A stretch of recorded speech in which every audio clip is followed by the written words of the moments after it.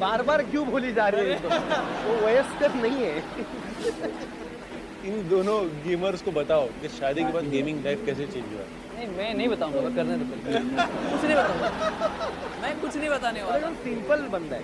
नहीं है, वो पता है, वो बताना नहीं चाह रहा है। मैं नहीं बताना, खुद एक्सपीरियंस करो। खुद एक्सपीरियंस। बाद में शायद सिंपल हो गए होंगे।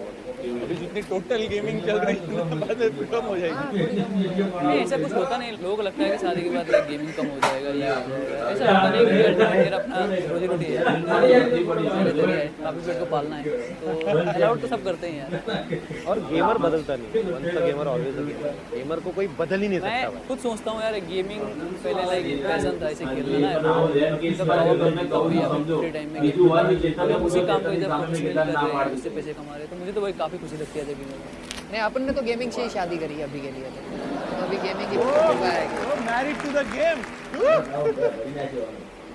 बट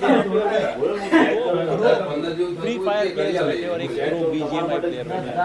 प्रो तो तो 10 થી 15 સુધી વિશે